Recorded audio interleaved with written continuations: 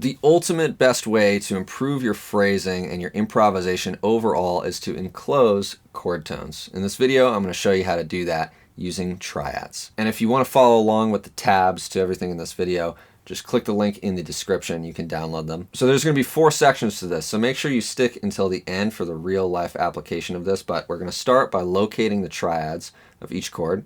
We're going to then enclose those triads with notes from the scale. Then we're going to take it into a chord progression, and then at the very end, we're going to show you how it sounds when you actually solo with this stuff. So in this video, we're going to be using the chord progression from Tennessee Whiskey as our reference point. So that song goes back and forth between 2 chords. There's just A and B minor. So what I'm going to do is pick a position of the guitar. I'm going to be right here. And I'm going to find my triads of each chord, of my A chord and of my B minor chord, in that position. So with my A chord, I have these triads here. Those all keep me fairly within that position there. I'm going to find my B minor triads as well. So you'll notice how close together all these triads are, right? This A triad is right next to this B minor triad on the same set of strings, on the G through the high E string. So from each A major triad, I'm going to locate the closest B minor triad. So on this top set of strings, we have this A chord and this B minor chord. Then on the next set of strings, we have next set of strings, and finally last set of strings. So that's A, B minor, A, B minor, A, B minor, A, B minor. Okay. So that's step 1. Step 2 is we're going to use notes from the scale to surround those triads. Now first we want to understand what key we're in. The song is in the key of A, so I'm going to use the A major scale. I'm going to use notes from the A major scale to surround these triads. And the other thing to pay attention to is that I'm going to surround the highest note of the triad, the highest note in frequency and pitch. So if I'm playing this A triad, I want to surround the A up here. So I'm going to find the 2 closest notes from the A major scale that surround that A, that surround that root. So if I'm on the root right here, I have a B or a 2 above it, and I have a G sharp or a 7 right below it.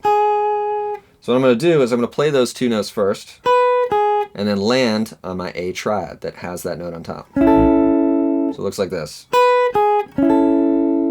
Now I can also mix this up. Instead of going 2, 7, and then landing on the triad, I can go 7, 2, and then land on the triad. So that would look like this. Now I can do the same exact thing with the B minor triad and close that B minor triad. So if I look at the B minor triad, the note that I want to enclose is this B up here. So within the A major scale, I'm still thinking A major. I'm going to go up to the next note in the scale, which is the 3rd here, C sharp. And then I'm going to go down to the A because that's on the other side of B, and then land on the B. So it looks like this. And then I'm going to hit the triad with that B. So I'm going to go. Now I can switch the order and I can go like this. The idea is that we're looking ahead to the triad. So we're leading to those chord tones, we're leading to that triad really effectively using notes from the scale. It's going to make your ideas sound way more musical, and it's also going to train you how to bring in triads and chord shapes into your improvisation.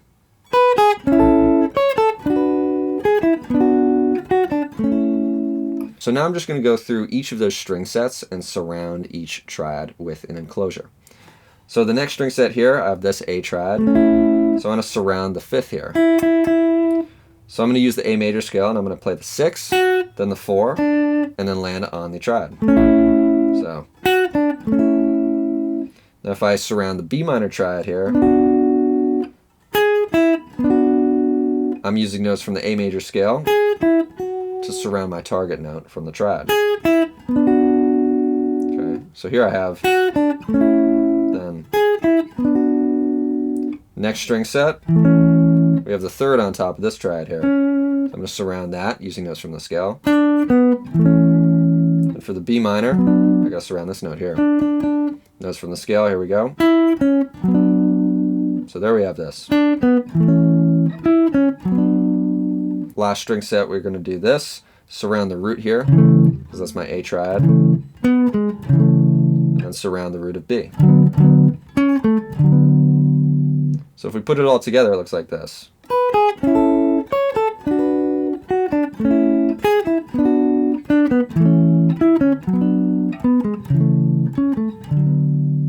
So now I'm going to bring this into context over the actual song. So I'm going to put on a Tennessee Whiskey backing track, and I'm going to surround the triads of each chord.